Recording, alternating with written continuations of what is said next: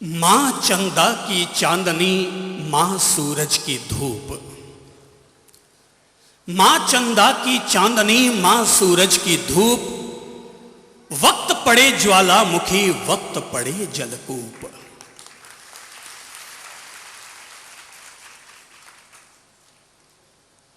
बात की शुरुआत एक सच्ची घटना के साथ करूंगा।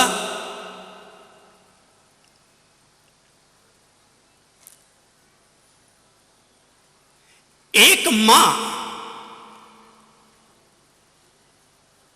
ऑफिस जाते वक्त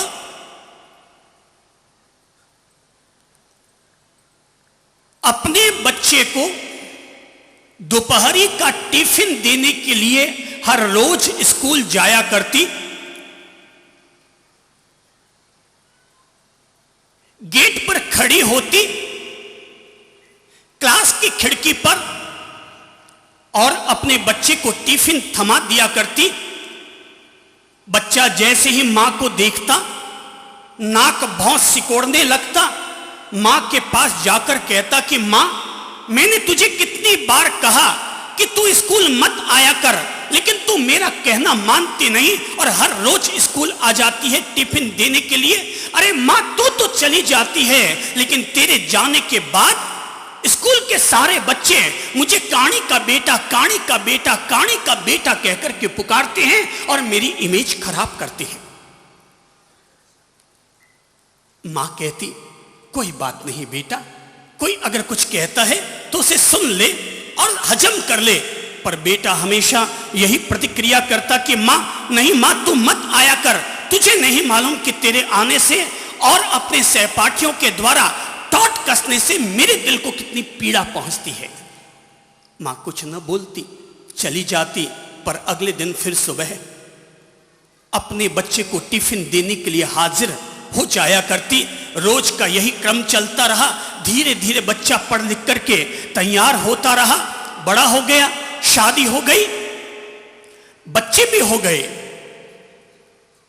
मां ये सोचकर कि मेरे बच्चे को, मेरे बेटे को मेरा पास में रहना ठीक नहीं लगता, इसलिए मां हमेशा गांव में रहा करती। एक दिन मां के मन में आया कि अपने पोते और पोतियों को गले लगा आऊं, उनको प्यार कर आऊं। यह सोचकर कि मैं अपने पोते और पोतियों से मिल लेती हूं, अपने गांव से रवाना हुई, बच्चे के घर पर पहुंची। बच्चे के घर पर पहुंचकर घंटी बजाई और जैसे ही पोता और पोती दरवाजा उन्होंने खोला, खोलते ही सामने देखकर चौंक पड़े।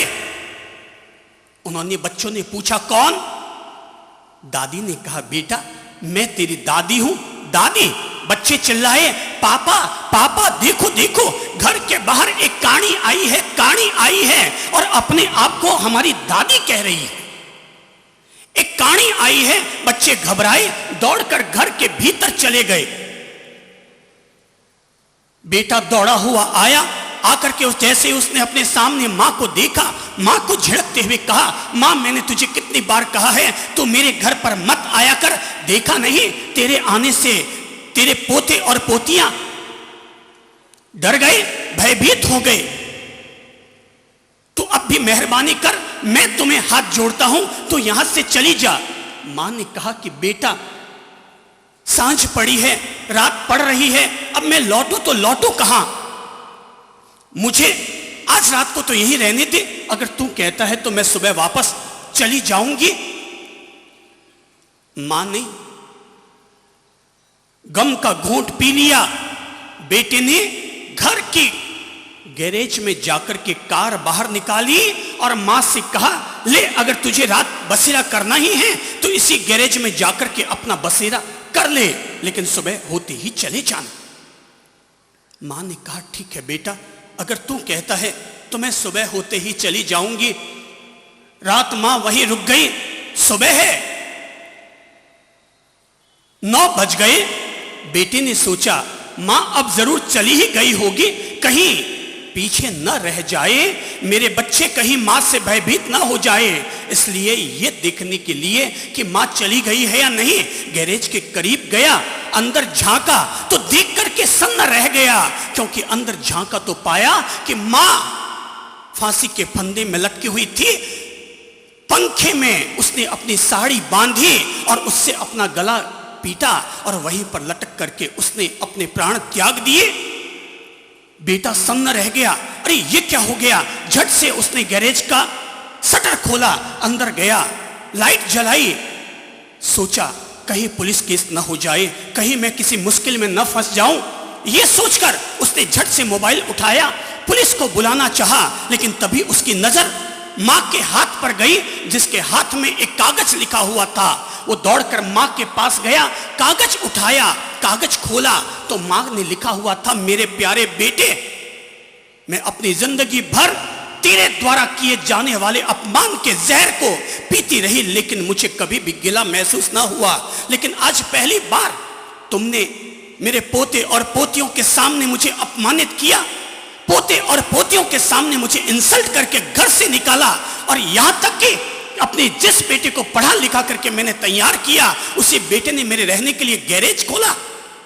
बेटा, मैं तो जा रही हूं, लेकिन जाने से पहले मैं तुझे तेरे जीवन का एक सच जरूर बता देना चाहती हूं, और सच ये है बेटा कि जब तू पैदा हुआ तो तेरे पैदा होने पर एक आंख नहीं थी, तू काना था। तेरे एक आंख नहीं थी, तू काना था। मैंने सोचा मेरा बेटा जिंदगी भर लोगों के द्वारा काना काना काना कहलाएगा, मैं तेरी इंसल्ट बर्दाश्त नहीं कर सकती थी, इसलिए मैंने डॉक्टरों से कहा कि मेरा बच्चा काना न रहे, मैं अपने बच्चे को आंख देने के लिए जिंदगी भर खुद अपने आप को कानी बनाना कबूल कर लूंगी। और तब मैंने अपनी एक आंख तेरे लिए निकलवाई और तेरे आंख दे दी। बेटा, मैं तो आज जा रही हूं, बेटा मैं तो आज जा रही हूं, लेकिन जाने से पहले तुझे इतना जरूर कह देती हूं कि किसी की भी कुर्बानी को इस तरह से अपमानित नहीं किया जाना चाहिए, किसी की भी कुर्बानी को इस तरह से अपमानित नहीं किया जाना चाहिए।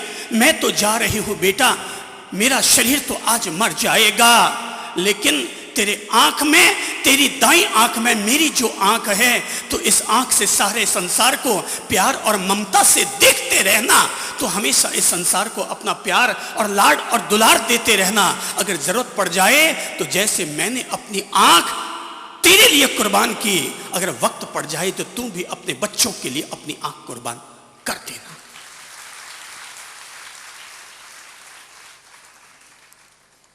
इसे कहते हैं मां।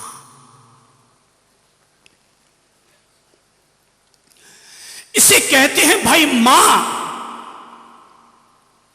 कि जो हर हाल में अपनी संतान के लिए त्याग का यज्ञ संपन्न करती है, जो हर हाल में अपनी संतान के लिए हर दिन तपस्या करती रहती है, उस शक्ति का नाम है क्या है?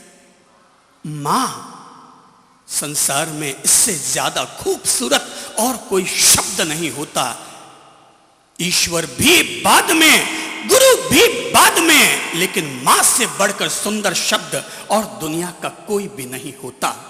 मां अगर मुंह से बोलो, मां शब्द अगर मुंह से बोलो तो होठों पर गुलाबी पन छा जाता है।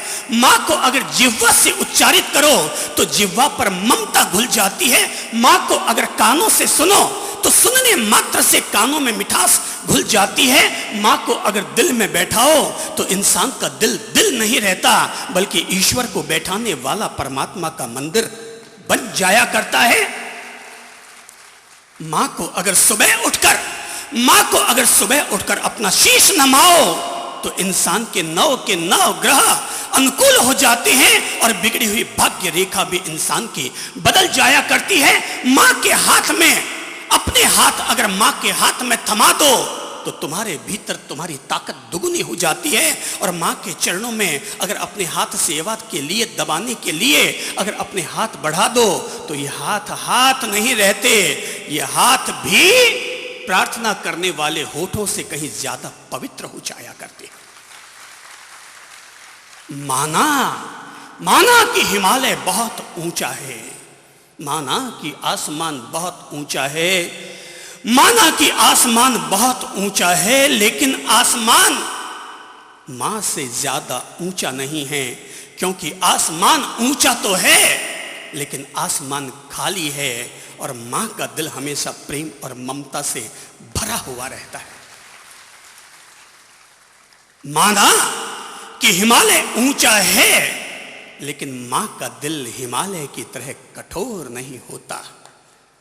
माना कि सागर गहरा होता है पर मां का दिल सागर की तरह खारा नहीं होता। माना कि वायु अदृश्य होती है, गतिशील होती है, लेकिन मां का दिल तो हमेशा साकार रहता है। माना कि परमेश्वर सारे संसार में है, लेकिन मां परमात्मा की तरह दुर्लभ नहीं है। मां सब जगह है, मेरे पास है, आपके पास है, आपके घर में है, यहां है, वहां है। मां ही मंदिर, मां ही तीर्थ, मां पूजा की थाली। मां ही मंदिर, मां ही तीर्थ, मां पूजा की थाली। बिन मां के जीवन ऐसा है ज्यों बगिया बिन माली। जैसे बगैर माली के बगिया उजड़ जाती है, वैसे ही बगैर मां की जिंदगी उजड़ जाया करती है। अगर 2 मिनट के लिए कल्पना करो कि हमारी जिंदगी में अगर मां ना होती, मां तेरा सबसे बड़ा उपकार यही है कि तुमने इस गर्भपात के युग में भी हम जैसी संतानों को जन्म दिया। और मां अगर हमारा जन्म लेते ही तू मर जाती तो तेरे मरने के बाद हम वो नहीं होते जो आज हम हैं, बल्कि हम भी किसी यतीम खाना और अनाथालय में पल रहे होते। ए मां, ये तेरी बदौलत है। आज मेरी जो भी दौलत है वो सब तेरी बदौलत है। किसे कहें हम मां। एक पिता ने अपने पुत्र को बेटे के द्वारा गलती हो जाने पर डांट कर अपने घर से बाहर निकाल दिया और कहा कि आज के बाद में मेरे घर में कभी कदम भी मत रखना, निकल, बाहर निकल। और बाप ने बेटे को डांट करके उसकी बीवी के साथ उसको घर से बाहर निकाल दिया। बेटे ने अपनी पत्नी को लिया, बच्चों को लिया, निकल गया, किराए का मकान लिया और वहां पर रहने लगा। बेटा वहां रहने लगा। एक दिन मां के पास खबर आती है कि आपके बेटे को न्यूमोनिया हो गया है, वो बुखार के मारे तड़फ रहा है। 7 दिन हो गए हैं उसे बुखार से तड़फते हुए, लेकिन उसका बुखार नहीं उतर रहा। वो रह रह कर अपनी मां को याद कर रहा है, एक बार मेरी मां मुझसे मिल जाए, मेरा पता नहीं है, न्यूमोनिया मेरा बिगड़ता जा रहा है, मैं जीऊंगा या मरूंगा मुझे पता नहीं है, लेकिन एक बार मरने से पहले मैं अपनी मां का मुखड़ा जरूर देख लूं। दोस्त ने जाकर उस लड़के की मां से कहा। मां का कलेजा कांप उठा। उसने अपने पति से कहा, बेटे को न्यूमोनिया हो गया है, अगर आप कहें तो उसे थोड़ा संभाल कर आ जाऊं, आधा घंटा उसको देख कर आ जाऊं। पति ने जैसे ही सुना अपनी पत्नी को झड़कते हुए कहा, सावधान, आज तो तूने अपने बेटे का नाम मेरे सामने लिया है, और अगर आज के बाद तुमने अपने बेटे का नाम मेरे सामने लिया, अगर तू वहां चली गई तो या तो तेरा बेटा रहेगा या तेरा सुहाग रहेगा। सोच ले, तो खुद ही अपना निर्णय कर ले। अगर वहां चली गई तो फिर वहीं की हो जाना, मेरे पास मत आना। पत्नी सक पका गई। अब अपने पति से कुछ कहे तो क्या कहे। दिन भर बड़ी मुश्किल से गुजारा, रात को सोई, रात भर नींद न आ पाई, इधर उधर करवटें बदलती रही, अपने बच्चे को याद करती रही, बच्चे के ठीक होने की दुआ करती रही।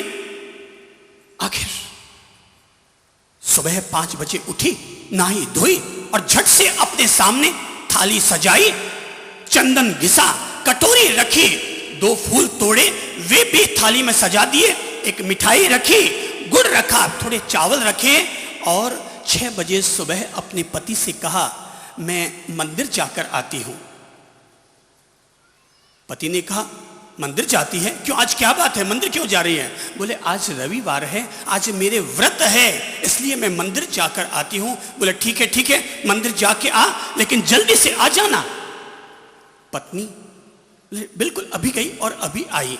ये कहते हुए पत्नी झट से नीचे उतरी घर से। मंदिर था पूर्व दिशा की तरफ, उसके पांव उठ गए। पश्चिम दिशा की तरफ झट से गलियों से होती होती अपने बच्चे के घर पर पहुंची। पूजा की थाली एक साइड में रखी और जैसे ही बेटी ने देखा कि मां चली आई है, उसकी आंख से आंसू ढुलक पड़े। वो सुबह सुबह का रोने लगा। मां 3 साल हो गए तेरा मुंह देखे हुए, मां अब तू आ गई, चाहे मैं जीऊं चाहे मैं मर जाऊं, अब मुझे चिंता नहीं रहेगी। मरने से पहले मैंने अपने को जन्म देने वाली, प्यार करने वाली मां को देख लिया। वो तसक कर उठना चाहा, मां दौड़कर बेटे के पास गई, उसके आंचल से लिपट पड़ी। मां ने अपने बच्चे को गले से लगाया। मां ने अपने बच्चे को गले से लगाया, 5 मिनट तक अपनी छाती से लगाए रखा और ईश्वर से प्रार्थना करती रही कि ईश्वर मेरे बच्चे को ठीक कर, मेरे बच्चे को ठीक कर, ईश्वर मेरे बच्चे को जिंदगी दे। मेरे पास तो ये संभव नहीं है कि मैं अपने बच्चे का लाड़ दुलार करने के लिए उसके पास ठहर जाऊं, लेकिन ईश्वर तू मेरे बच्चे को जिंदगी दे, तू मेरे बच्चे को जिंदगी दे।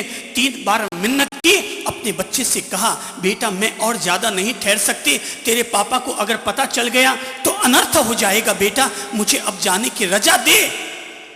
बेटे ने कहा बस मां अब तू जा, मैंने तुझे देख लिया, अब तू जा मां, अब तू आराम से जा मां, अब मैंने तुझे देख लिया, अब मैं जिंदा रहूं चाहे मर जाऊं, मुझे उसकी चिंता नहीं है। मां झट से पूजा की थाली उठाई, नीचे आई। गली के बाहर ही भिखारी बैठा था।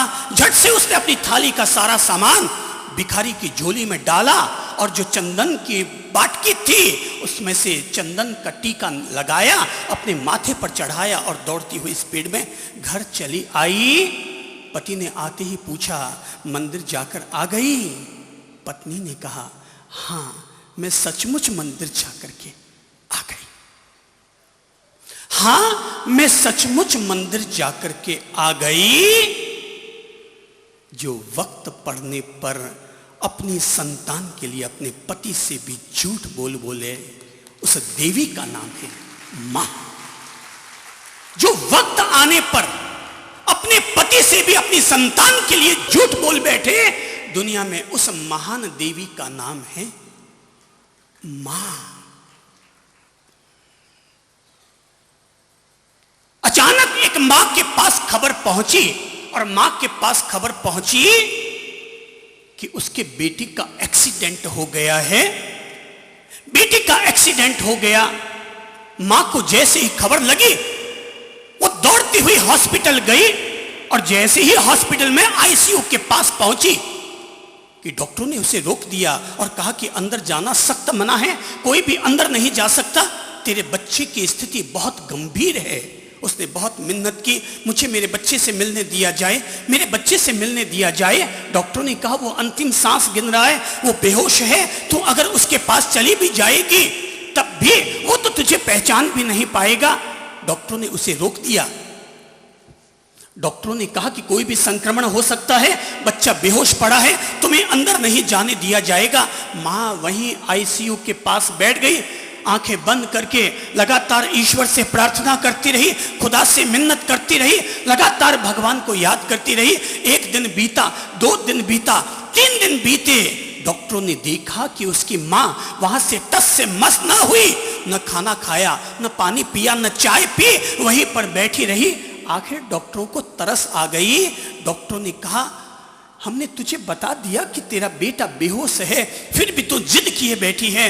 मां ने कहा कि डॉक्टर साहब मेरा बेटा चाहे जिए चाहे मरे, लेकिन मुझे अपने बच्चे के पास जाने दिया जाए। मेरी मां की ममता बार बार अंदर से जल रही है, होली की तरह सुलग रही है, मुझे मेरे बच्चे से मिलने दो। डॉक्टर साहब मैं आपके पांव पड़ती हूं, आप मुझे मेरे बच्चे से मिलने दो। आखिर डॉक्टरों को तरस आ गई। डॉक्टरों ने कहा कि एक शर्त पर हम तुझे अंदर ले जाने देते हैं। बोले क्या शर्त है? बोले तू किसी भी स्थिति में अपने बच्चे को नहीं छुएगी, तू अपने बच्चे को टच नहीं करेगी, मां ने कहा, ठीक है डॉक्टर साहब, मैं आपसे वादा करती हूं कि मैं किसी भी स्थिति में अपने बच्चे का स्पर्श नहीं करूंगी। 2 डॉक्टर साथ हुए, 2 नर्स साथ हुई, मां को अंदर लेकर गए। मां आईसीयू में घुसी, अंदर जाकर देखा उसका बेटा सिर से लेकर पांव तक पूरा पट्टियों से भरा हुआ है, केवल उसका मुख का भाग खुला पड़ा है। वो अपने बच्चे के पास गई, अपने बच्चे के पास चली गई, उसके पलंग के पास गई, उसको प्यार से देखने लगी।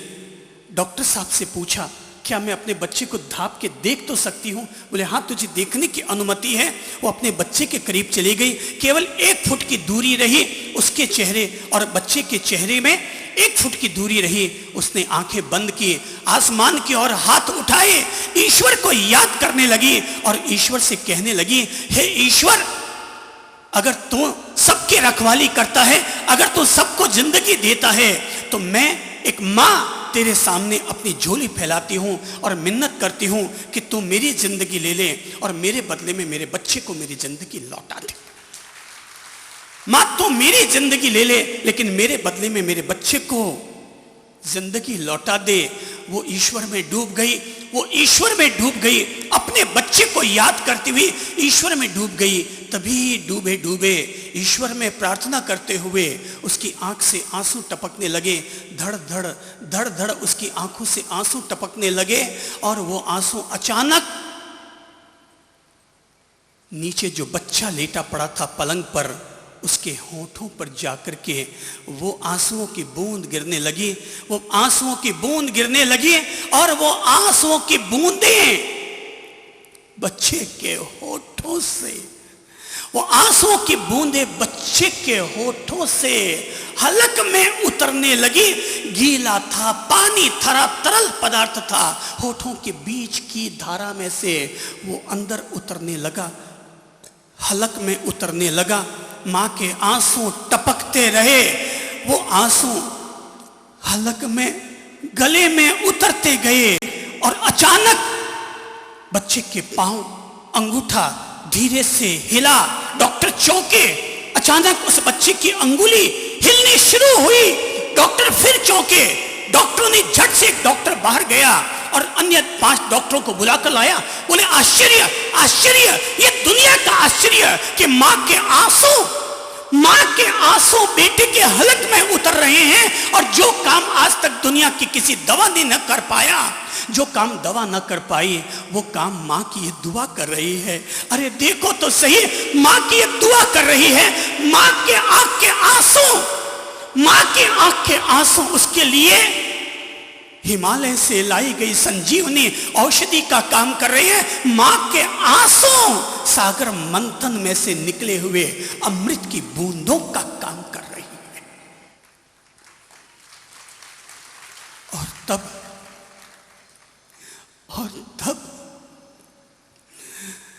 तब अचानक बेहोश पड़े हुए उस बच्चे के होठ धीरे से हिलने लगते हैं और उन होठों से, हिलते हुए होठों से अचानक एक धीरे से स्वर निकलता है, मां मां मां मां। और जैसे ही मां शब्द निकलता है, सबसे बड़ा डॉक्टर कहता है, ए मां, तुझे अपने बेटे से गले लगने की इजाजत है, तुझे अपने बेटे से गले लगने की इजाजत है, क्योंकि जो काम हम न कर पाए वो काम एक मां ने कर दिया। जो काम हम न कर पाए वो एक मां ने कर दिया। इसलिए कहते हैं, मां तूने तीर्थंकरों को जन्मा है, मां तूने तीर्थंकरों को जन्मा है, ये संसार तेरे ही दम से बना है, तू ही मन्नत है, पूजा है मेरी, अरे तेरे ही चरणों में जन्नत है मेरी। मां, मैं अपनी मां को प्रणाम करता हूं, मैं अपनी मां को प्रणाम करता हूं, क्योंकि मुझे पता है कि मैंने धर्म में संन्यास तो जरूर लिया है, लेकिन मैंने आज तक कभी किसी तीर्थंकर को नहीं देखा। मैंने धर्म में संन्यास लिया है, लेकिन मैंने आज तक किसी भी अवतार पुरुष के दर्शन नहीं किए, लेकिन मैंने दुनिया के सारे भगवानों को देखा है, और वो सारे भगवानों को मैंने अपनी मां में देखा है। और मुझे ये पक्का भरोसा है कि ईश्वर को जब जब भी अवतार लेना होता है तो ईश्वर किसी भक्त के द्वार पर आकर के अपनी 1000 हाथ नहीं फैलाया करते, बल्कि ईश्वर को जब जब भी अवतार लेना होता है तो किसी घर में आते हैं, पहले मां के रूप में जन्म लेते हैं, संतानों को जन्म देते हैं, मां के रूप में बच्चे का पालन पोषण करते हैं। इसीलिए मां दुनिया का सबसे बड़ा मंदिर है।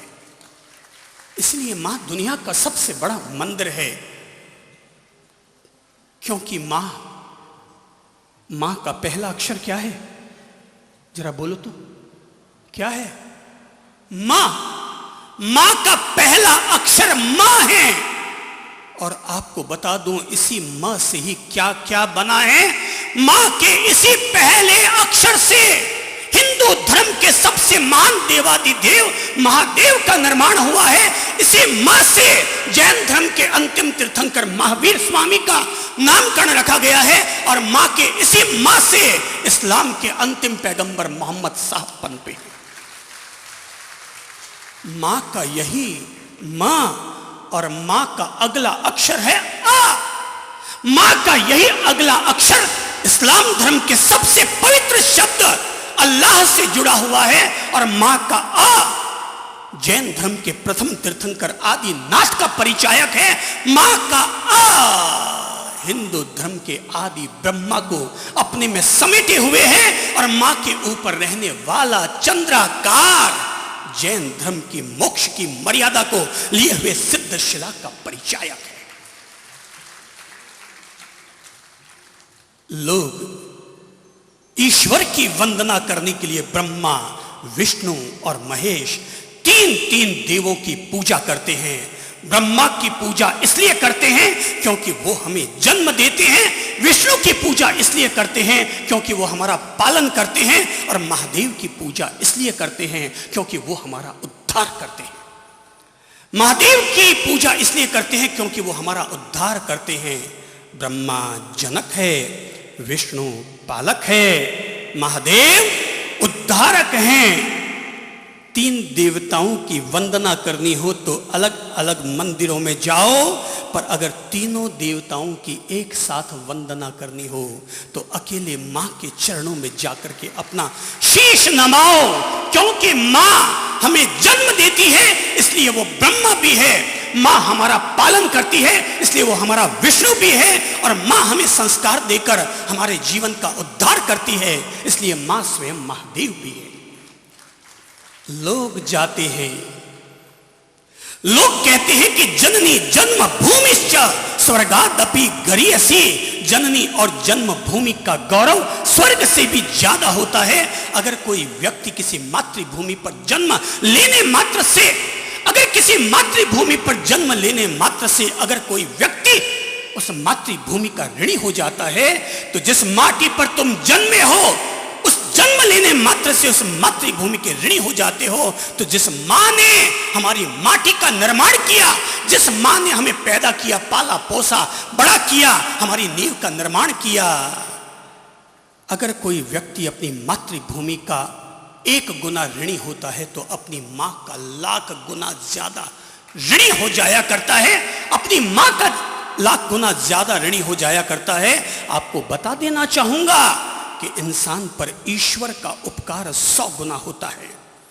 मैंने धर्म के संतों से सुना है कि ईश्वर का उपकार 100 गुना होता है, लेकिन गुरु का उपकार 1000 गुना होता है, क्योंकि गुरु ईश्वर का रास्ता दिखाता है।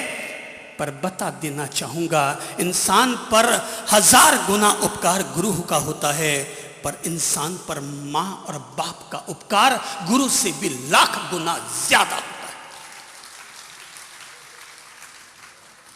अगर जन्म ही नहीं होगा तो गुरु रास्ता किसे दिखाएगा?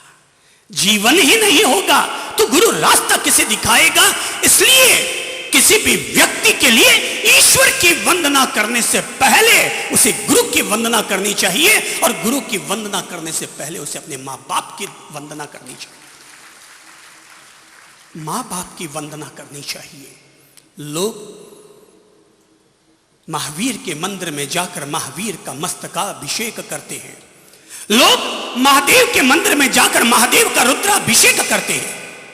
मैं अगर आपसे पूछूं, भाई लोगों, जरा अपनी छाती पर हाथ रखकर ईमानदारी से अपने आप को जवाब देना कि आपके सामने दो विकल्प हैं।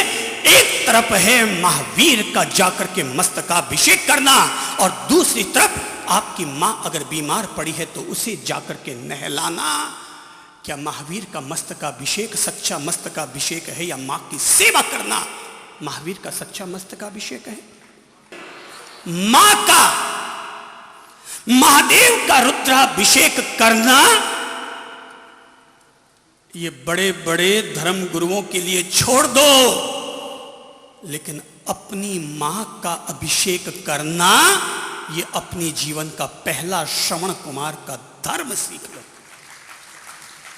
महावीर बन पाओ या न बन पाओ, राम बन पाओ या मत बन पाओ, लेकिन हर इंसान एक व्यक्ति जरूर बने, और वो श्रवण कुमार बनने का पुण्य अपने जीवन में जरूर अख्तियार करे। श्रवण कुमार बनने का पुण्य। लोग जाते हैं, हॉस्पिटल में जाते हैं, दान देते हैं, वृद्धाश्रम में जाते हैं, कमरा बनाते हैं, कबूतरों को दाना डालते हैं, ये सोचकर कि अगर 5 तरह का अनाज कबूतरों को डाल देंगे तो हमारे सारे ग्रह गोचर अनुकूल हो जाएंगे। भाई लोगों, याद रखना, अगर कोई व्यक्ति अपने मां बाप के लिए सुख की रोटी की व्यवस्था नहीं करता, वो व्यक्ति अगर कबूतरों को जाकर दाना भी डालेगा, मेरा दावा है उस व्यक्ति के द्वारा डाले गए दाने को कोई भी कबूतर कबूल नहीं करेगा। अगर कोई व्यक्ति पद्मावती माता, कोई व्यक्ति चामुंडा माता या दुर्गा माता को अगर जाकर के चुनरी ओढ़ाता है, पर अगर अपने मां के लिए इज्जत की साड़ी की व्यवस्था नहीं करता, तो मैं दावे के साथ कहूंगा दुनिया में ऐसी कोई देवी ना होगी जो अपने मां का अपमान करने वाले और अपने मां के चुनरी की व्यवस्था न करने वाले व्यक्ति की चुनरी दुनिया की कोई भी देवी स्वीकार करे।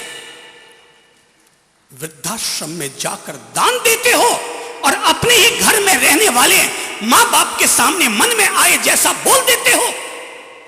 याद रखना, अगर अपने मां बाप की जो व्यक्ति इज्जत नहीं करेगा, अपने मां बाप को हाथ खर्चे के लिए जो पैसा नहीं देगा, वो व्यक्ति अगर समाज में खड़ा होकर के चाहे किसी महाराज के चातुर्मास के लिए खर्च करे, चाहे किसी वृद्धाश्रम के निर्माण के लिए खर्च करे, पर मैं बता देना चाहूंगा वो दान नहीं बल्कि दान का अपमान है। वो दान नहीं है बल्कि दान का अपमान है अगर हम अपने मां बाप की सेवा न कर पाए तो। मैं तो छाती ठोक कर कहता हूं भाई कि हम लोग अगर संत बने हैं, हम लोग अगर संत बने हैं, दुनिया के सारे संत मोक्ष को पाने के लिए संत बनते हैं, अरिहंत बनने के लिए संत बनते हैं, लेकिन हमारा कभी ऐसा कोई सपना नहीं था कि हम कोई अरिहंत बने, हम कोई मोक्ष के पद के अभिलाषी बने। हमने तो केवल इतना सा जाना, हम केवल 15-15 वर्ष के बच्चे, 13-13, 14-14, 15-15 वर्ष के बच्चे, और माता पिता ने घर में मीटिंग करके कहा कि हम तुम्हारे माता पिता अपने आत्म कल्याण के लिए प्रभु वीर के पथ पर संन्यास लेना चाहते हैं। तो माता पिता ने संकल्प कर लिया और अपने जीवन में दीक्षा लेने का मानस बना लिया। घर में सब भाइयों ने बैठकर मीटिंग की कि माँ बाप दीक्षा लेना चाहते हैं, बुढ़ापे में दीक्षा लेना चाहते हैं, उनकी उम्र 55 वर्ष की, वो दीक्षा ले लेंगे तो बुढ़ापे में उनकी सेवा कौन करेगा। और तब भाइयों के बीच में मीटिंग हुई। 3 भाइयों की तब तक शादी हो चुकी थी, हम 2 भाई कंवारे थे। मेरी उम्र तब 16 वर्ष थी और ललित प्रभु जी की उम्र तब 12 वर्ष की थी।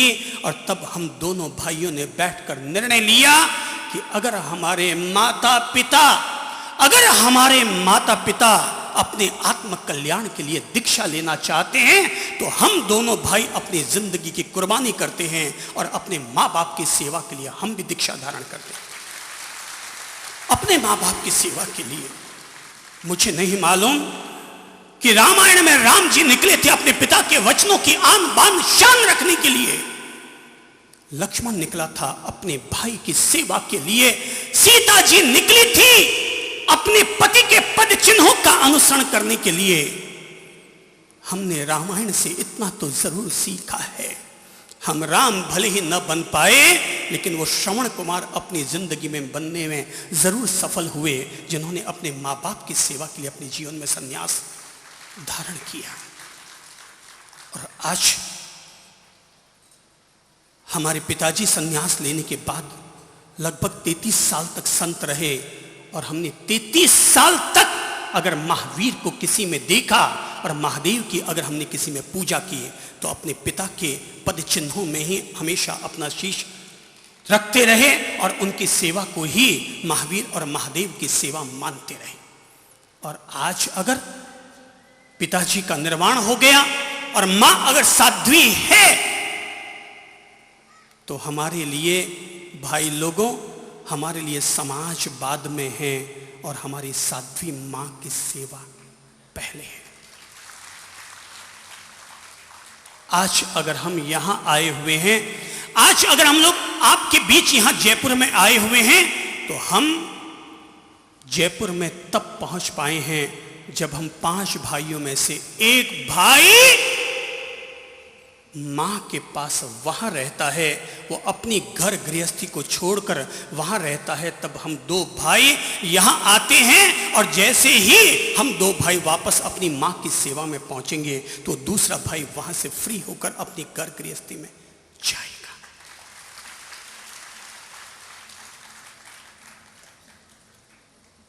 तब हम वहां जाएंगे, अरे उसको नहीं देखा हमने कभी, उसको नहीं देखा हमने कभी, पर इसकी जरूरत क्या होगी।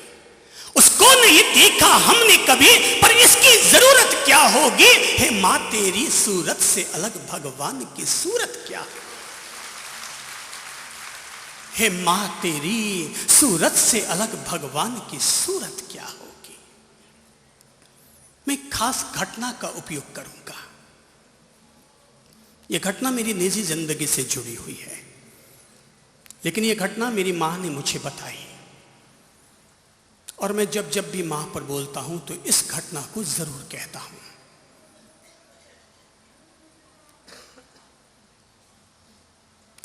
हम लोग पदयात्रा करते हुए कलकत्ता चातुर्मास के लिए जा रहे थे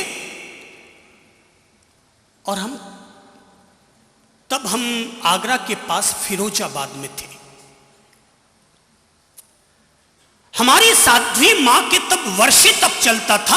वर्षे तप उसे कहते हैं जिसमें एकांतर उपवास किया जाता है, एक दिन भोजन और एक दिन उपवास। साध्वी मां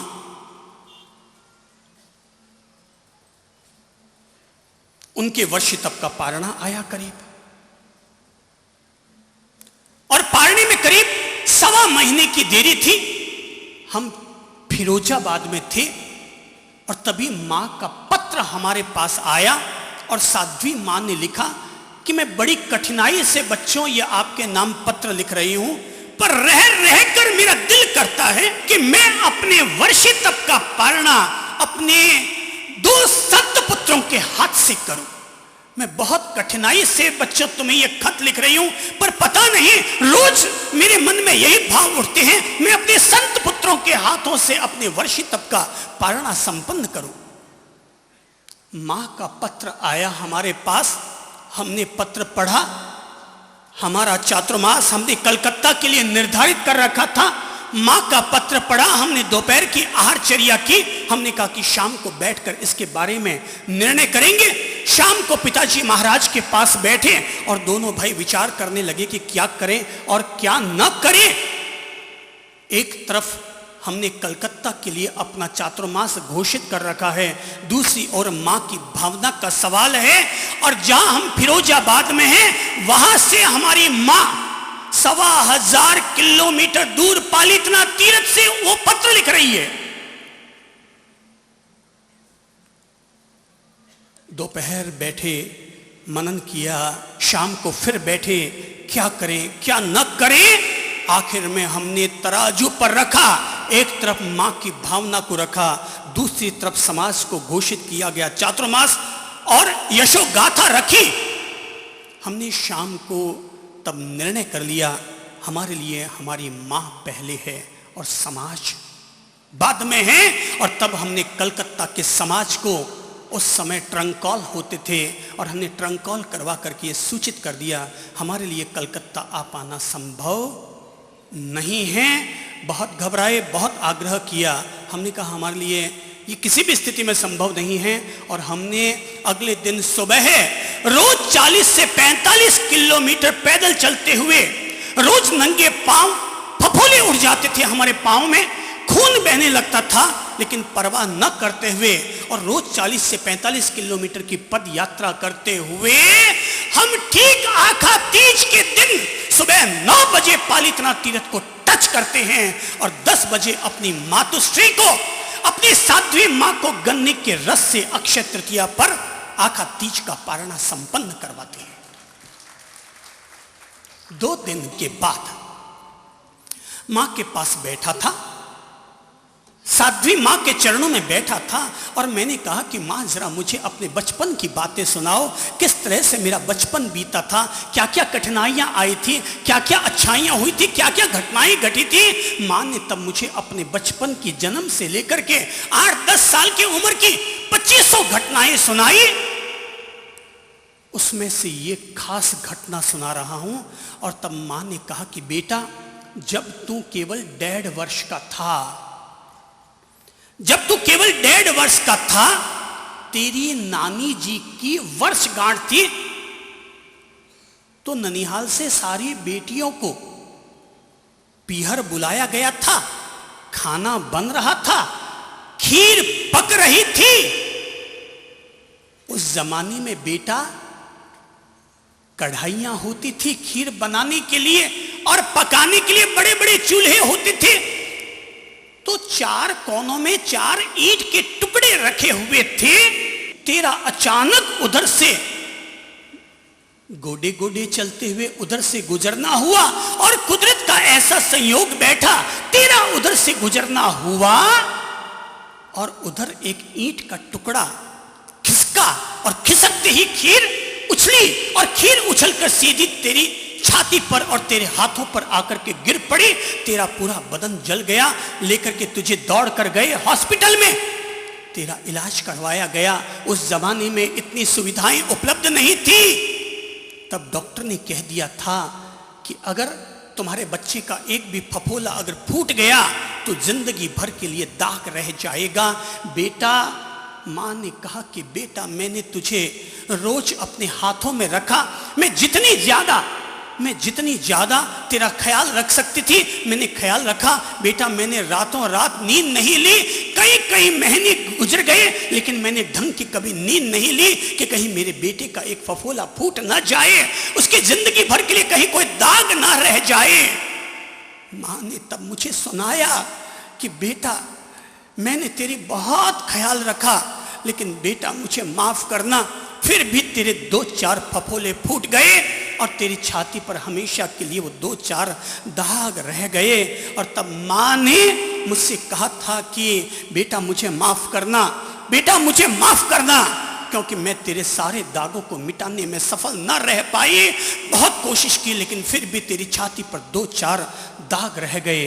और आज भी जब सुबह मैं अपने बदन पर चदरिया डालता हूँ तो चदरिया बाद में पड़ती है, उससे पहले मेरी छाती पर रहने वाले ये छोटे छोटे 2 दाग मुझे सामने नजर आते हैं। और जैसे ही ये दाग नजर आते हैं, झट से मेरी आंख बंद हो जाती है और मुझे लगता है मेरे लिए मेरी माँ पहले है, संत जीवन, मेरा ध्यान योग, मेरी साधना उसके बाद में। माँ कहती है मैं इन दागों के लिए माफ़ी मांगती हूँ, पर मैं माँ से कहता हूँ कि माँ, ये दाग वो दाग है जो जिंदगी भर मुझे याद दिलाते रहते हैं कि दुनिया में किसे कहते हैं माँ।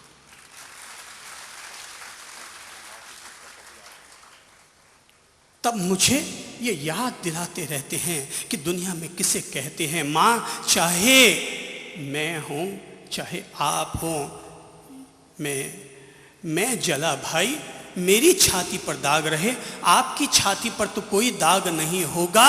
लेकिन दुनिया में ऐसा कौन व्यक्ति है, चाहे ये बड़े बड़े सांसद या न्यायाधीश सामने बैठे हो, दुनिया में ऐसा कौन व्यक्ति है, चाहे कोई तीर्थंकर हो या सिकंदर, अवतार हो या पैगंबर, दुनिया में ऐसा कौन व्यक्ति है जो कि अपनी मां के दूध का कर्जदार न बना होगा।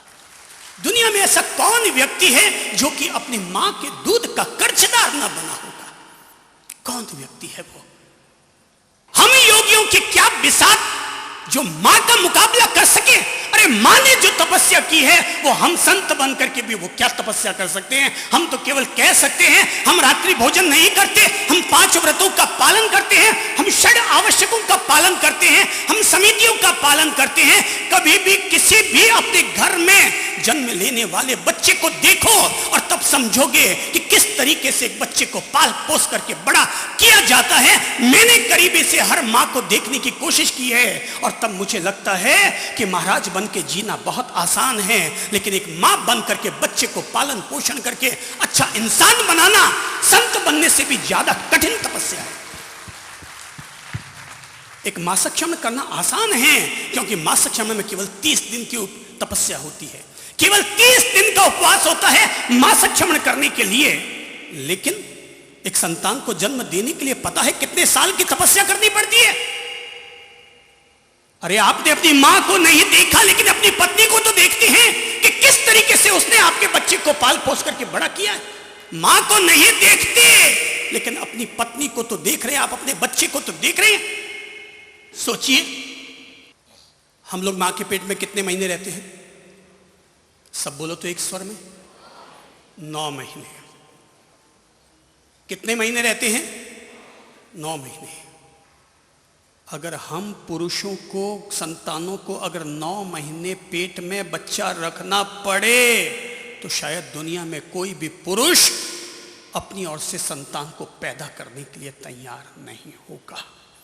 ये मां तू है इतनी महान जो 9 महीने तक शर्म और लाज छोड़ करके भी हम बच्चों को जन्म देती है। और अगर तेरा पेट अगर आगे बढ़ रहा है तो उस लाज को छोड़ती है और लाज को छोड़ करके भी तू हमें जन्म देती है। ऐ मां हम तुझे प्रणाम करते हैं इस जन्म देने के लिए।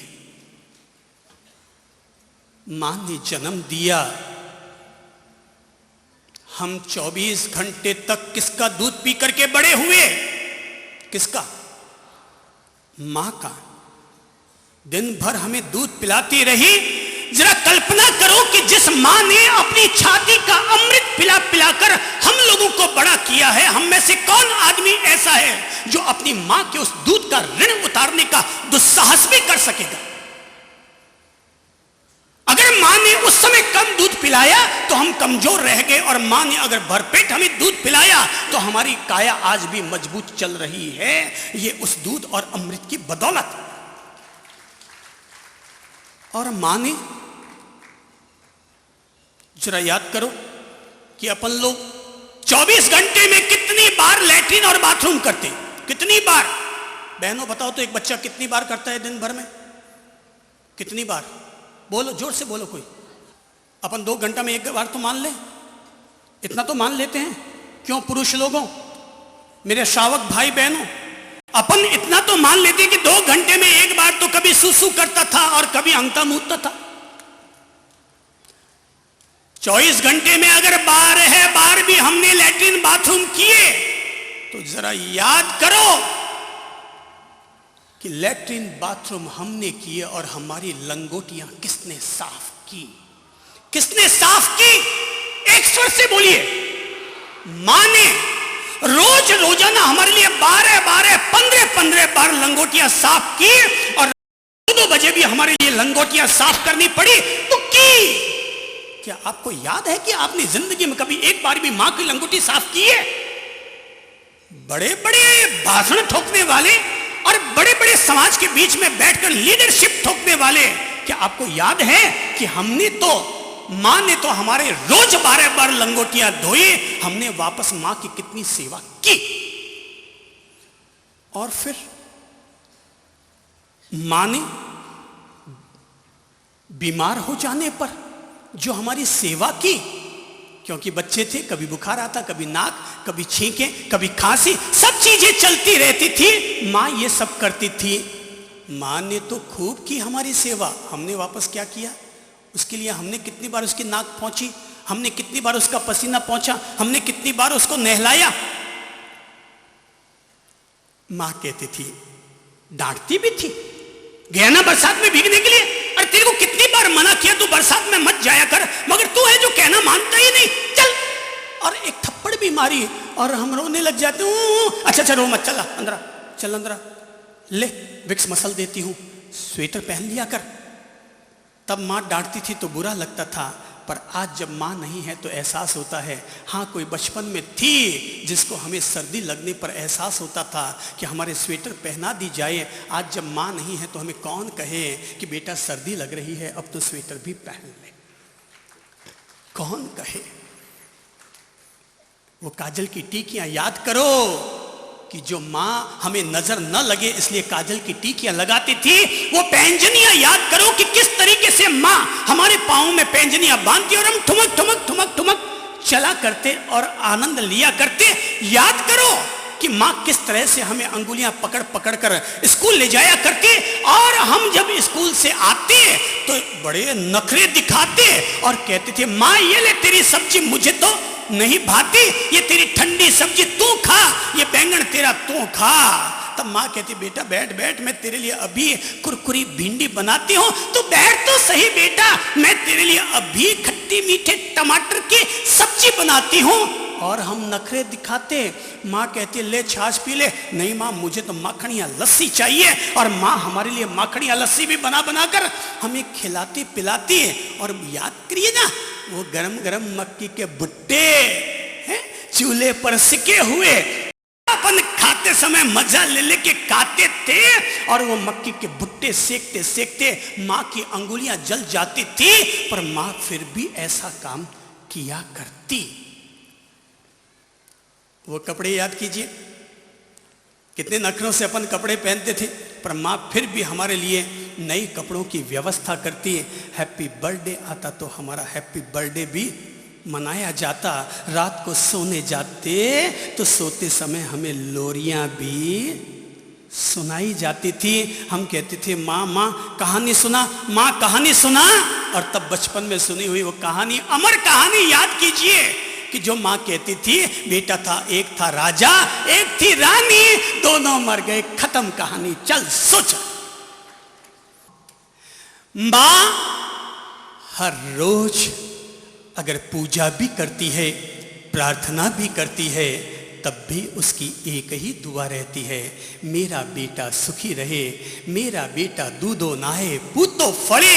हर मां अपने बच्चे के लिए यही आशीर्वाद दिया करती है। चाहे मां रोज सुबह नवकार मंत्र का पाठ करे या भक्तामर स्तोत्र का पारायण करे, चाहे ओम अस्य राम रक्षा स्तोत्रम का पाठ करे, चाहे हनुमान चालीसा बोले, लेकिन हर बच्चे के लिए मां की यही दुआ रहती है, मेरा बेटा सुखी रहे, मेरा बेटा आगे बढ़े, मेरा बेटा तरक्की करता रहे।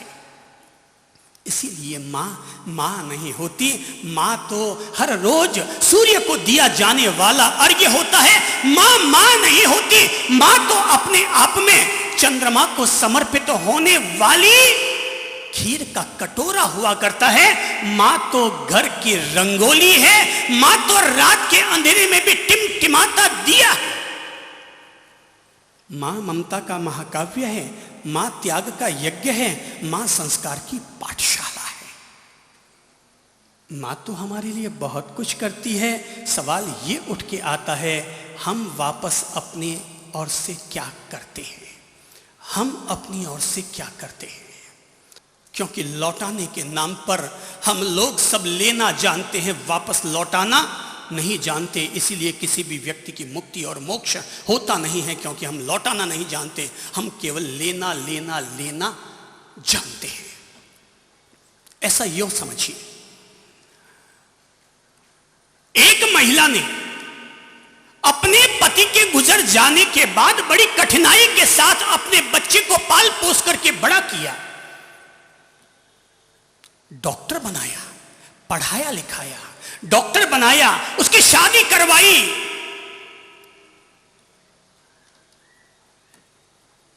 और शादी तो होकर आ गई, लेकिन बहू और सास के बीच में तालमेल नहीं बैठ पाता था, क्योंकि सास पुराने ख्यालों की और डॉक्टर की पत्नी भी डॉक्टर, इसलिए नए ख्यालों की। आखिर मां ने समझौता कर लिया कि जैसा घर में चल रहा है वैसा चलने दो, मैं मेरे शांत रहूंगी। लेकिन मां तो अपने पुराने जमाने की साड़ी पहनती, घाघरा ओढ़ना पहनती, और डॉक्टर की मिसेज को ये सब ड्रेसें, मां का रहना सहना पसंद नहीं आता। आखिर बहू ने अपने पति से कहा कि एक काम करो, मेरे से तो आपकी मां की सेवा संभलती नहीं है, सो आप मां को किसी वृद्धाश्रम में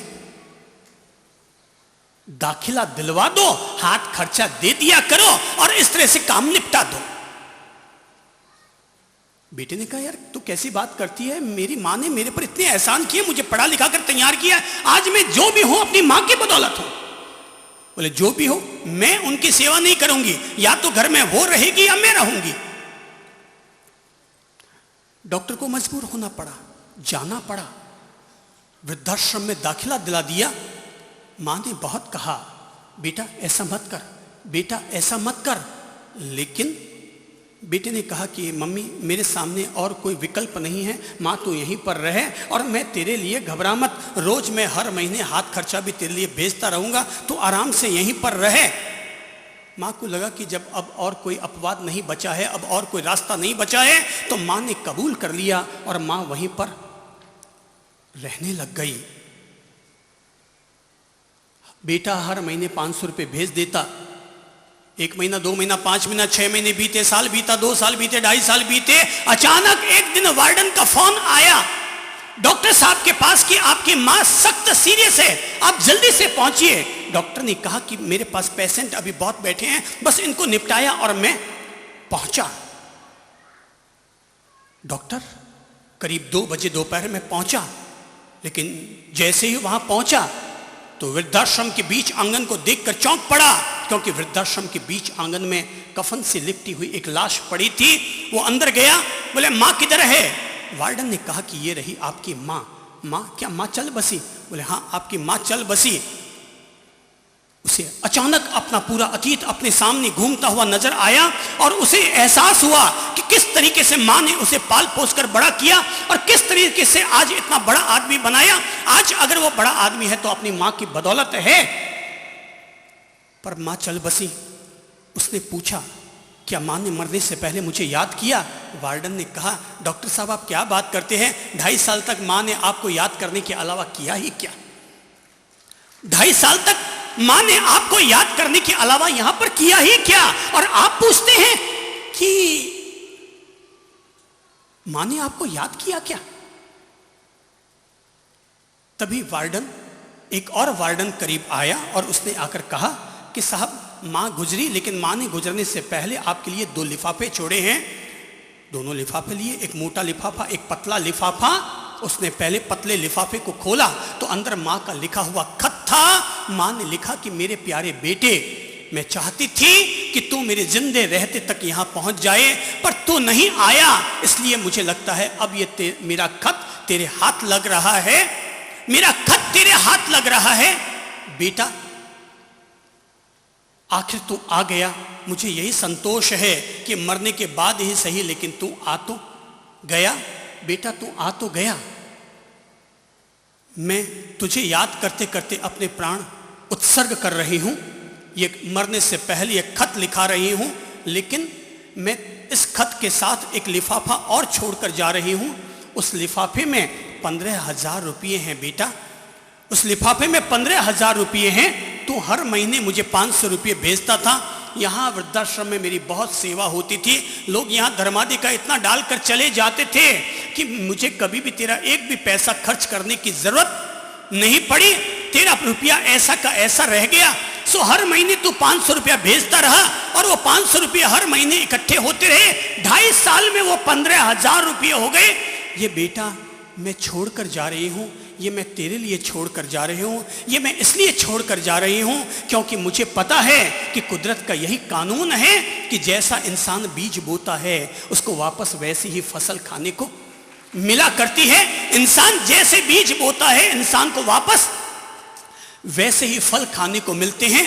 बेटा तू तो फिर भी मेरा बहुत अच्छा था, इसलिए तू 500 रुपये महीने मुझे भेज देता था, पर बेटा आने वाला कल कलयुग का पता नहीं कैसा होगा।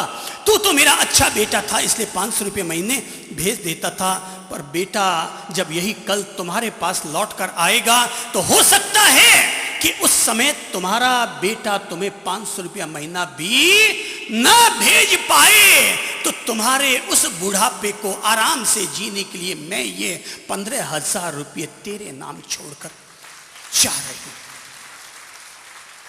ये 15,000 रुपये मैं तेरे बुढ़ापे के लिए छोड़कर जा रही हूं। एक मां के घर पर एक बड़ा ऑफिसर आया करता और बेटा यह सोचकर अपने बड़े ऑफिसर की खिदमत किया करता था कि अगर मैं इनकी खिदमत करूंगा तो मेरा प्रमोशन अच्छा हो जाएगा। और वो बड़ा ऑफिसर उनके यहां आता और जैसे वो यहां आता तो वो अपनी मां से कहता, बाई, कहीं कहीं पर मां को बाई भी कहा जाता है, तो अपनी मां से कहता, बाई जरा एक कप चाय ले आओ। और मां कहती, हाँ हाँ अभी लेकर आती हूं। और वो बड़ा ऑफिसर चाय पीता, बड़ी जायकेदार चाय लगती, इलायची डली हुई, अदरक डली हुई, इतनी टेस्टी उसे चाय लगती कि अब तो उस माझी के हाथ की चाय पीने की उसकी बड़ी आदत पड़ गई। वो ऑफिस से सीधा उनके घर आ जाता, चाय पीता और चाय पीते हुए कहता, यार तेरी बाई बड़ी जोरदार है, तुझे जो बाई मिली है बड़ी जोरदार मिली है, इतनी टेस्टी चाय बनाती है कि मेरी तो आदत ही पड़ गई कि रोज इसके हाथ की चाय पीऊं। तेरी बाई बड़ी जोरदार मिली यार, तुझे बाई बड़ी जोरदार मिली, मुझे भी अगर ऐसी कोई बाई मिल जाए तो मेरी तो चाय बड़ी जायकेदार बन जाए। वो कुछ न बोलता क्योंकि बड़ा ऑफिसर है, बड़े ऑफिसर के सामने कुछ प्रतिक्रिया नहीं करता। आखिर एक दिन वो बड़ा ऑफिसर आया सुबह सुबह कार लेकर और आकर के कहा कि आज यार थोड़ा काम है। बोले बताइए बताइए सर क्या काम है। बोले काम ये है भाई कि आज मेरे बच्चे का हैप्पी बर्थडे है, उसका जन्मदिन है, तो तेरी भाभी ने कहा एक काम करो ना, सारे दोस्तों को बुला लो, मैं जितना काम कर सकती हूँ उतना काम मैं कर लूंगी, और एक जरा वो आपका जूनियर ऑफिसर है उसकी बाई को भी बुला करके ले आइए ताकि हम और वो साथ मिलकर के खाना बना लेंगे। सो एक काम करो, तुम अपनी बाई को भी भेज दो, तुम अपनी बाई को भी भेज दो। वो चौंका, बाई को भेज दो, वो अपनी माँ से जाकर कैसे कहे कि माँ दिन भर वहाँ जाकर के काम करो। पर उसने डरते डरते अपनी माँ से कह दिया।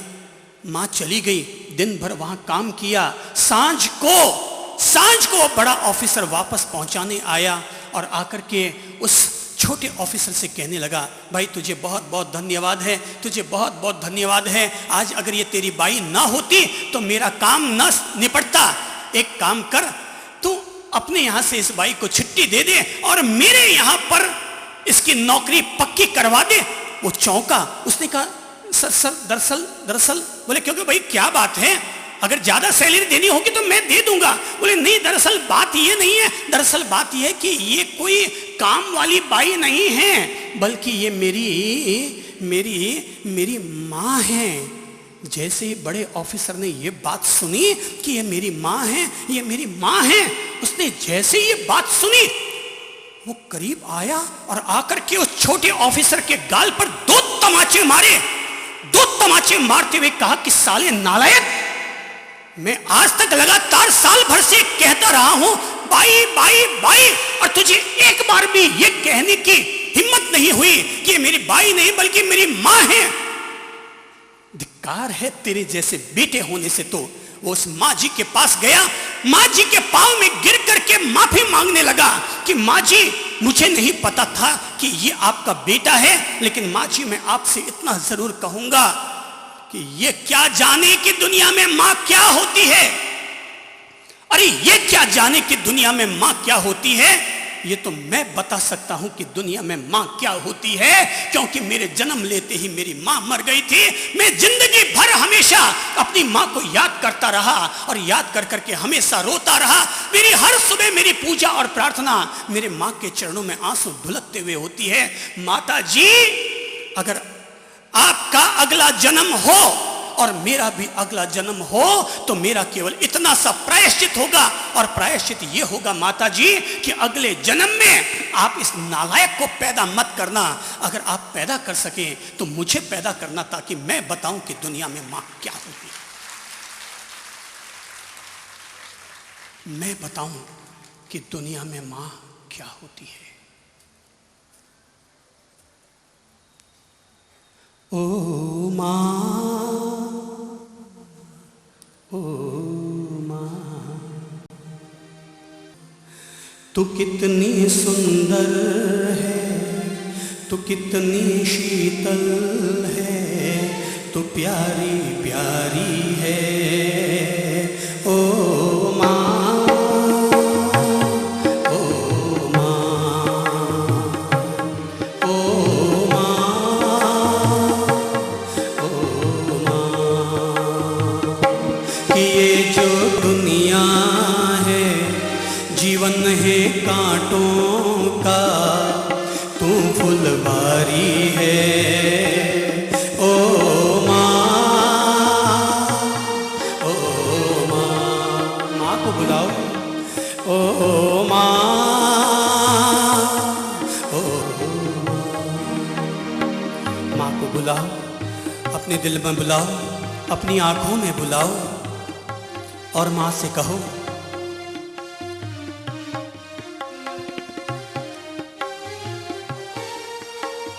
जो कहना है सो माँ से कहो। ओ माँ,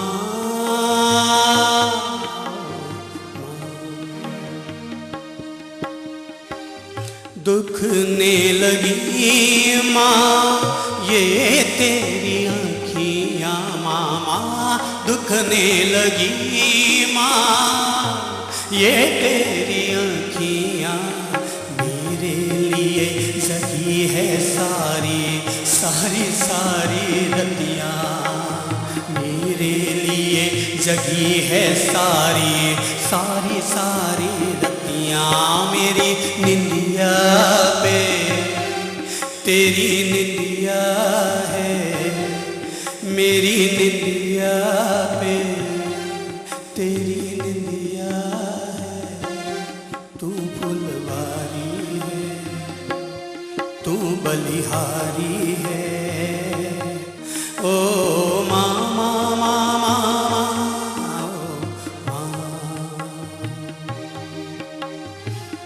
अपना नहीं तुझे सुख दुख माँ, अपना नहीं तुझे सुख दुख को। मैं मुस्काया तू मुस्काई, मैं रोया तू रोई, मैं मुस्काया तू मुस्काई, मैं रोया तू मुस्काया तू मुस्काई, मैं रोया तू रोई। मेरे हंसने से, मेरे रोने से, मेरे हंसने से, मेरे रोने से तू बहलाती है। ओ माँ,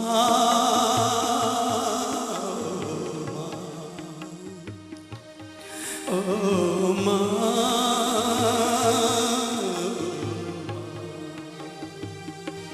तू कितनी सुंदर है, तू कितनी शीतल है, तू प्यारी प्यारी है। ओ माँ माँ माँ माँ मेरी माँ, ओ माँ मेरी माँ। माँ बच्चों की होती है, माँ बच्चों की होती है। वे होते हैं किस्मत वाले जिनके माँ होती है, वे होते हैं किस्मत वाले जिनके माँ होती है। माँ बच्चों की होती है, माँ बच्चों की होती है। वे होते हैं किस्मत वाले जिनके माँ होती है, वे होते हैं किस्मत वाले जिनके माँ होती है, वे होते हैं किस्मत वाले जिनके माँ होती है। तू कितनी सुंदर है, तू कितनी शीतल है, तू कितनी सीधी है, तू कितनी भोली है, तू प्यारी प्यारी है। ओ माँ, ओ माँ, ओ माँ।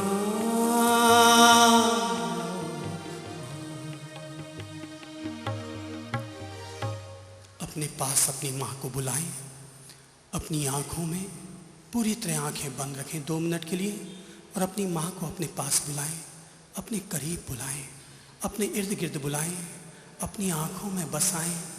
न्योता दें माँ को और माँ से कहो, ए माँ आ, ए मेरी प्यारी माँ मेरे पास आ, ए मेरी प्यारी माँ मेरे पास आ। अगर तू घर में है तो घर से आ, बगल में बैठी है तो बगल से आ, और स्वर्ग में बैठी है तो वहाँ से आ। माँ मेरे पास आ, ए माँ तू मेरे पास आ, मेरे पास आ, मेरे पास आ। और माँ से ये अनुरोध करें कि माँ मैंने अगर तेरे प्रति कोई भी अपराध किया हो, तेरा दिल दुखाया हो, तो माँ अपनी हर फरियाद को मिटा और मुझे अपने गले लगा। मुझे प्रायश्चित हो रहा है माँ। आज चंद्र प्रभु ने मेरी सोई आत्मा को जगाया, मेरे पुत्रत्व को, मेरे संतानत्व को जगाया और मुझे एहसास कराया कि तू है मेरी माँ, जिसने मेरे लिए हजारों हजारों काम किए, उपकार किए, एहसान किए। माँ तू मेरे करीब आ, मेरे करीब आ, मुझे अपने गले से लगा।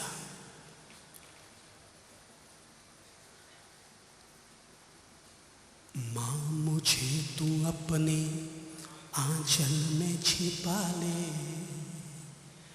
गले से लगा ले कि और मेरा कोई नहीं। माँ मुझे अपने आंचल में छिपा ले, गले से लगा ले कि और मेरा कोई नहीं।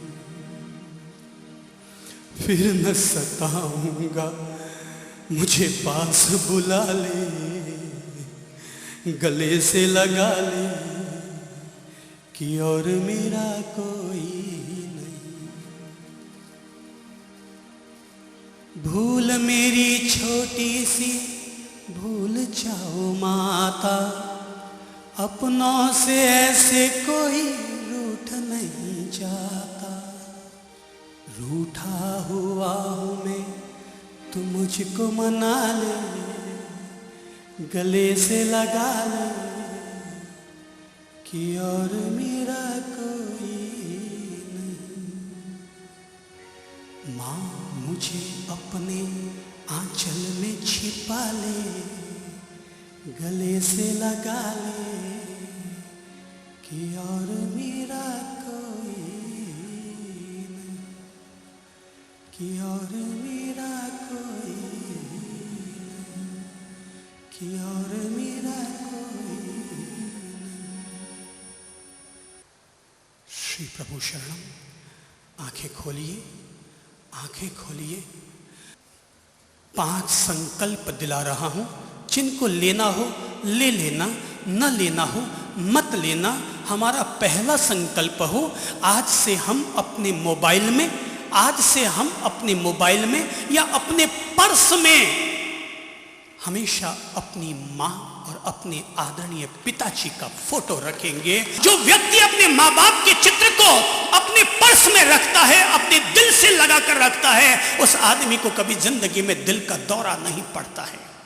जिसके माँ बाप ऊपर चले गए हैं वो तब भी रखे, क्योंकि माँ बाप अगर जिंदा रहते हैं तब भी अपनी दुआएं देते हैं, और अगर ऊपर चले जाएं तब भी वो वहां से रहते हुए भी अपने बच्चों पर आशीर्वाद का रक्षा कवच पहनाते रहते हैं। हमारा दूसरा संकल्प, हम अपनी कमाई का एक हिस्सा अपने पूज्य माताजी और अपने पूज्य पिताजी को जरूर देंगे, अवश्य देंगे। जैसे उन्होंने हाथ खर्ची दे देकर हम लोगों को बड़ा किया, अब वो कुछ दान पुण्य धर्म आराधना के लिए 2 पैसा खर्च कर सके, इसलिए हम अपनी कमाई का एक हिस्सा बगैर मम्मी पापा के मांगे बगैर भी हम उनको जरूर देंगे। ऐ मेरी बहनों, अगर आप चाहती हैं कि आपका बेटा श्रवण कुमार बने तो कुछ मत कीजिए, अपने पति को श्रवण कुमार बना दीजिए। आपके बच्चे अपने आप श्रवण कुमार बन जाएंगे, आपके बच्चे अपने आप श्रवण कुमार बन जाएंगे। हमारा तीसरा संकल्प हो कि रोजाना सुबह अपने मम्मी की अंगुली पकड़कर हम उनको मंदिर दर्शन करने के लिए ले जाएंगे। याद रखना भाई बहनों, बेटा वो नहीं होता जो मरने के बाद तर्पण करता है, असली संतान वो होती है जो माँ बाप के मरने से पहले अपने हाथ लगाकर उनके सदगति की व्यवस्था करता है। और अगर हो सके तो चौथा संकल्प कि साल में एक बार, एक हफ्ते के लिए अपनी दुकान बंद करनी पड़े तो बंद करेंगे, पर साल में एक बार सप्ताह के लिए अपने माता पिता को श्रवण कुमार बनकर और तीर्थों की यात्रा करवाने के लिए लेकर जाएंगे। हम अपने माँ बाप के श्रवण कुमार बनेंगे। जिसको भी धर्म सीखना है धर्म सीख लेना, संकल्प ले लेना। ये चौथा संकल्प कि मैं अपने माँ बाप को साल में एक बार तीर्थ यात्रा करवाने के लिए जरूर लेकर जाऊंगा। ऐ मेरे भाइयों, अपने पुत्र होने को सार्थक करना। और अंतिम 5वां संकल्प कि मैं चाहे जैसे जीऊं, माँ बाप चाहे जैसे जिए, लेकिन मम्मी पापा की जब अंतिम सांस निकलेगी, जब मैंने अपनी पहली सांस ली तो मेरे मम्मी पापा मेरे करीब थे, और जब वो अपनी जिंदगी की अंतिम सांस लेंगे तो मैं उनके करीब रहूंगा। मैं उनके करीब रहूंगा, देश में रहूं चाहे विदेश में, लेकिन अपने माँ बाप को कंधा देकर उनका सच्चा तर्पण करूंगा, उनकी सच्ची श्रद्धांजलि अपनी ओर से समर्पित करूंगा। एक ही हम सब लोगों का मंत्र हो, मातृ देवो भव, पितृ देवो भव। आंखें बंद कीजिए, हाथ जोड़िए और आंखें बंद करके अपने पूज्य पिताजी और अपने पूज्य माताजी को, उनके भाव शरीर को अपने सामने स्थापित कीजिए और अब सिर नवाते जाइए, उनको अपने पंचांग प्रणाम समर्पित कीजिए। जमीन पर अपना सिर टिकाइए और जमीन पर सिर टिकाते हुए अपने पंचांग प्रणाम माता और पिताजी को समर्पित